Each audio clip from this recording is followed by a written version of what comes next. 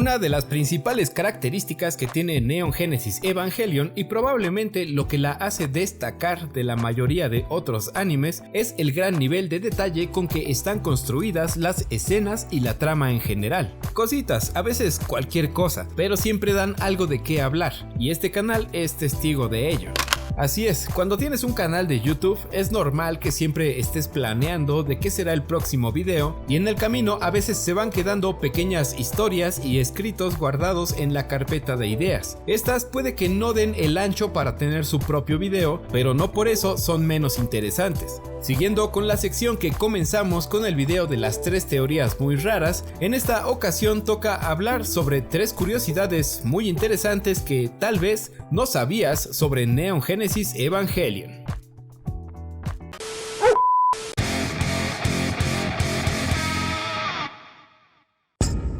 Camuflaje disruptivo.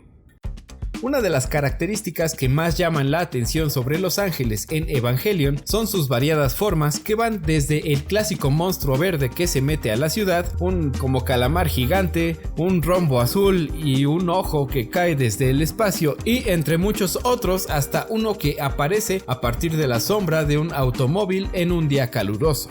Este último lleva por nombre Leliel y es el ángel número 12 en la serie original de 1996. Es por lo anterior mencionado uno de los ángeles más raros y difíciles de entender, pues sus habilidades de ataque y defensa implican conceptos bastante avanzados en física cuántica y matemáticas abstractas. Sí, es uno de los ángeles más interesantes y ciertamente merece su propio video, y lo habrá. Pero en cuanto al tema de este video, lo que hoy nos ocupa es su muy peculiar diseño, pues se muestra como una esfera con rayas y figuras de color blanco y negro. Sin embargo, resulta que esta esfera flotando sobre la ciudad es en realidad la sombra, mientras que el verdadero ángel es la sombra oscura proyectada en el suelo. ¿Ven? Es confuso. Lo que hace que este ángel tenga un tamaño de 680 metros de diámetro y con tan solo 3 nanómetros de grosor. Y es aquí donde comienza lo interesante, pues en un principio Nerf y los pilotos a cargo de derrotarlo confunden a la sombra con el cuerpo y viceversa.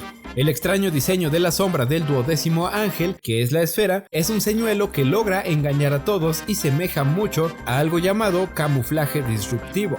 El camuflaje disruptivo, o también llamado camuflaje con distorsión, fue un camuflaje que se utilizó en los barcos durante la Primera Guerra Mundial y consistía precisamente en patrones de figuras geométricas en colores que hicieran mucho contraste a la vez que se interrumpían y cruzaban entre sí.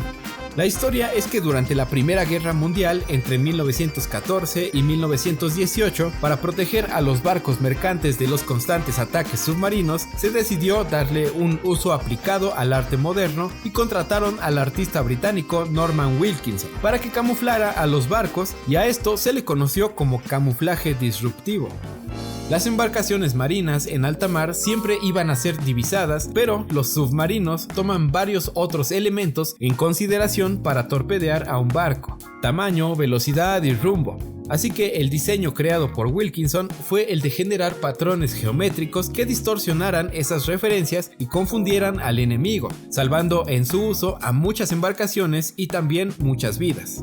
Esta no sería la única vez que veríamos en Neon Genesis Evangelion referencias basadas en barcos pertenecientes a algún periodo de guerra en la historia. Por ejemplo, el nombre Ayanami tiene relación a un tipo de naves militares llamadas destructores que se utilizaron en la Segunda Guerra Mundial, y posteriormente en Rebuild of Evangelion se agregaron otros 2 nombres pertenecientes a este grupo de barcos destructores de la Armada Imperial Japonesa, los cuales fueron Shikinami y Makinami. De esta manera, la relación entre el 12º ángel y el camuflaje de los barcos no suena tan descabellada, pues ya habían otras referencias de este tipo en la serie. Es más, la similitud entre este camuflaje disruptivo con Leliel va más allá del evidente parecido en su diseño y en cómo se ve. Mientras que los barcos usaban este camuflaje para confundir a los submarinos enemigos, el ángel Leliel utiliza esto como un señuelo que confunde a los atacantes. Y tal vez otro parecido, quizá obvio pero puede pasar desapercibido, es que la sombra proyectada en el suelo, que es el verdadero ángel, absorbe todo a su paso dentro de un mar de Dirac. mientras que los barcos con este camuflaje obviamente van sobre el mar. Así es, una simple relación de palabras, pero una inspiración para los desarrolladores de Evangelion, pues mientras una nave atacada podría hundirse en el mar, el ángel Leliel utiliza esto a su favor para hundir a sus enemigos dentro de su propio mar de Dirac. Taijin Kyofusho. Comúnmente, Neon Genesis Evangelion es descrito como un anime psicológico que toca temas como la soledad, el miedo, la depresión, el aislamiento y hasta la antisocialidad. Alguna vez incluso leí una declaración del propio creador y director Hideaki Anno en donde decía que mucho del éxito de esta serie se le debía a que en este anime cada personaje, especialmente los protagonistas, tienen sus propios traumas, desórdenes de conducta, demonios internos y problemas existenciales, a partir de los cuales es que se va modelando la historia.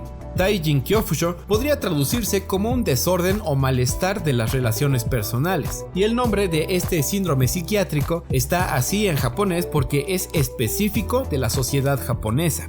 En Japón sabemos que debido a su cultura y a sus formas de ser, son muy tímidos, reservados, tienen este tipo de conductas con las que evitan incomodar o confrontar a los demás, aun si eso implica decir alguna mentira. Son callados o suelen evitar interactuar con gente que no pertenece a su círculo de confianza, y también se preocupan por el denominado ¿qué dirán? Todo esto dentro de la medida de lo normal, digamos.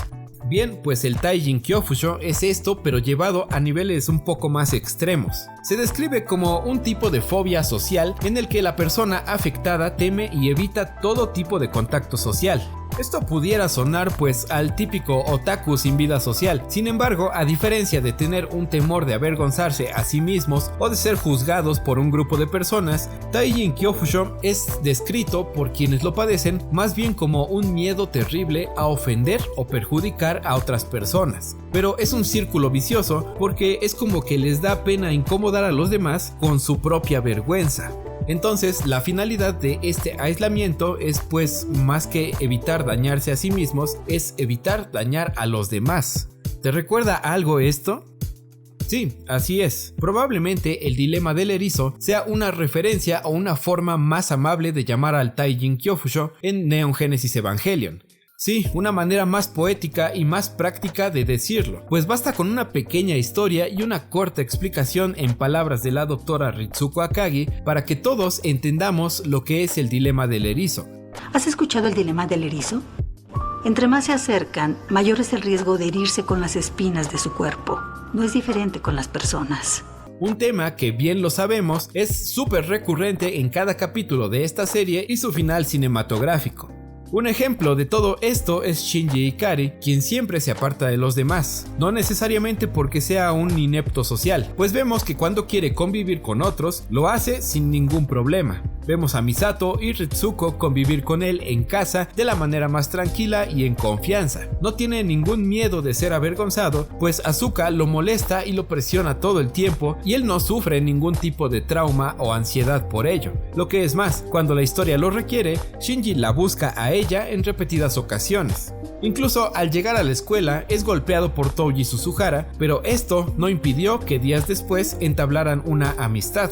Aquí es donde entra el Taijin Kyofusho. Si bien Shinji tiene la capacidad de relacionarse con otras personas, la mayoría del tiempo él elige aislarse, ya sea con una actitud indiferente o huyendo de casa y de todos. Y esto lo veremos mucho en Evangelion. La serie no transmite el mensaje de volverse un paria antisocial, sino que más bien nos muestra los temores de Shinji, que obviamente vuelven a recaer en el dilema del erizo. En los primeros episodios vemos que utiliza solo respuestas sumisas y distantes para evitar alargar las conversaciones, luego se va abriendo cada vez más con Misato, ella intenta hacer algo similar a un familiar para él y termina muriendo.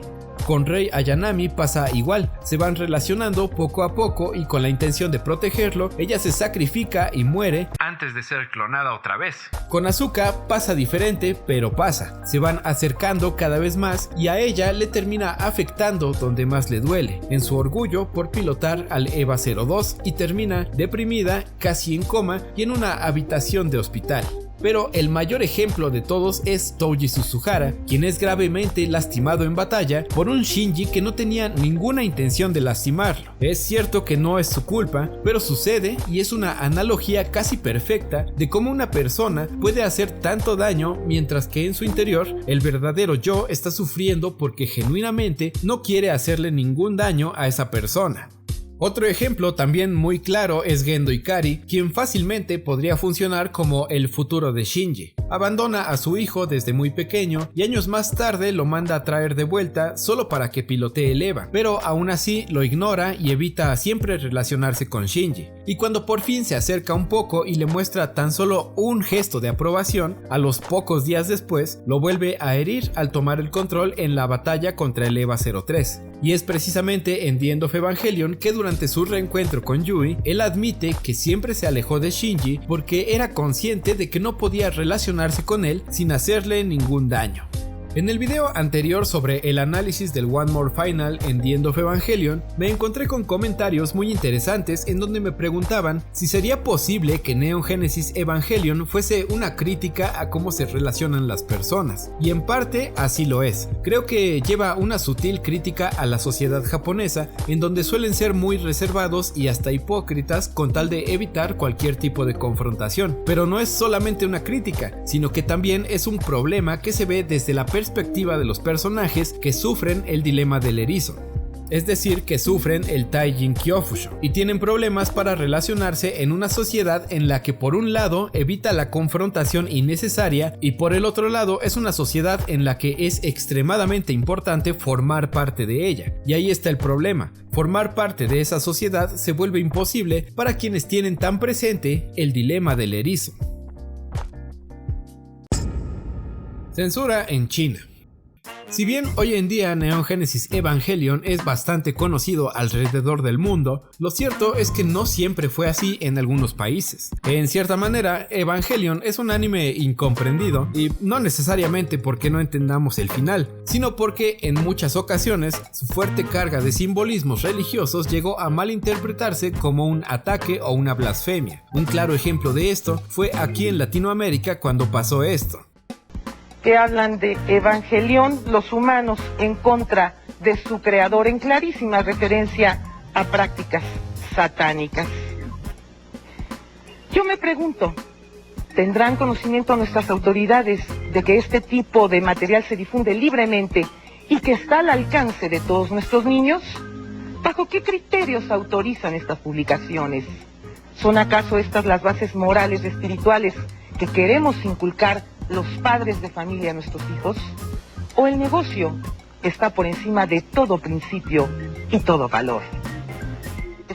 A todo esto, y se ve que ni se molestaron en ver al menos un episodio o ya de perdida preguntar de qué se trataba en realidad. Eso pasó de este lado del mundo, pero incluso en el continente asiático, en países donde las religiones judeocristianas no son tan predominantes, específicamente en China, ocurrió algo curioso cuando la serie de los robots que no son robots llegaba por primera vez a principios del año 2000, posiblemente debido al tipo de gobierno o simplemente por considerarlo dentro de su cultura como algo tal vez inapropiado. Muchas escenas e incluso el opening pasaban por un filtro de censura antes de ser transmitidas en la televisión.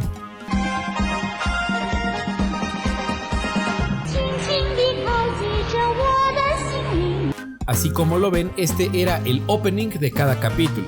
Es prácticamente el mismo que conocemos, excepto porque cada vez que aparece algún símbolo como podría ser el árbol de la vida o palabras como ángeles, Adam o Lilith, son sustituidas por escenas completas que spoilean los capítulos. Aquí debería de estar el árbol de la vida, pero encima la escena del geofrente y los ataques militares en contra del ángel Shamshel. Cuando aparece la palabra Eva, colocan en sustitución una escena del Eva 02 en su primera aparición en el episodio 8 y el nombre de la serie adaptado. Por alguna razón que la verdad desconozco, en lugar de los créditos que van saliendo en el opening normal, ponen en su lugar la escena completa de cómo el Eva 01 en modo Berserk derrota a Sachiel. Aquí vuelve a aparecer el árbol de la vida y colocan escenas del primer episodio seguido de la escena de la patada voladora de Asuka y Shinji sincronizados. Y así, aunque hay algunas partes que sí coinciden, se nota mucho la deficiente edición con la intención de censurar palabras y símbolos. Es difícil asegurar las razones de esta censura, pero podríamos suponer que de alguna forma alguien consideró a este anime como un tipo de estrategia para introducir ideologías judeocristianas o, dicho con otras palabras, una forma de llevar el cristianismo a la cultura de aquel lugar con la intención de evangelizarlos o algo. No sé, en verdad solo lo supongo, pero la censura ahí está y debe ser por algo. No solamente era el opening, sino que los episodios también estaban modificados.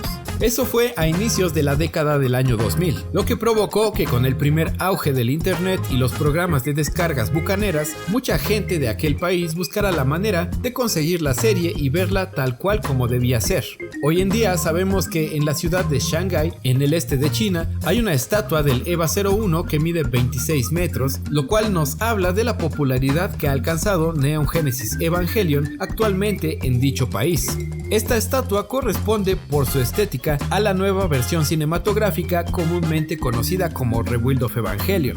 Y a pesar de todo esto, aún a la fecha sigue existiendo cierto nivel de censura, pues se cuenta que en 2015 en un festival de películas de anime se tenía planeada la proyección de Rebuild of Evangelion 1.0 y 2.0, mismas que después fueron canceladas debido a que el Departamento de Radiodifusión Gubernamental declarara que no era apto mostrar películas que promovieran demasiado eventos heroicos de la guerra con antecedentes ambientados en Japón, ya que en aquel año se conmemoraba el 70 aniversario de la victoria en la guerra antifascista. Aquí el contexto es que pues todavía existe algo de resentimiento de los chinos hacia Japón y sus ambiciones imperialistas a finales de la Segunda Guerra Mundial. Como sea, hoy en día muchos animes son muy populares en China, especialmente cuando no ofenden a nadie, como pudiera ser los del género deportivo o de idols, pero otros tantos, incluida Evangelion y sus rebuild, son censurados por contener escenas de sangre, desnudez o escenas que consideren ofensivas.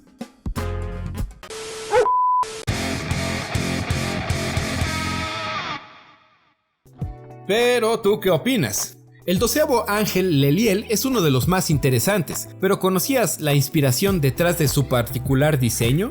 ¿Qué te pareció o qué opiniones te genera la comparación entre el Taijin Kyofusho y el dilema del erizo en Evangelion? ¿Cuál crees que sea la verdadera razón detrás de la censura de Evangelion en otros países? Siéntete libre de expresar tus dudas y opiniones en la zona de comentarios. Si te ha gustado este video, por favor dale like y si puedes compártelo con tus compas. Si eres nueva o nuevo por acá, te invito a suscribirte para ver más videos interesantes y de noticias sobre Neon Genesis Evangelion. En la descripción encontrarás enlaces a mis redes sociales para convivir y todas esas weas. Muchas gracias. Por ahora ya me voy y nos vemos la próxima. A dormir.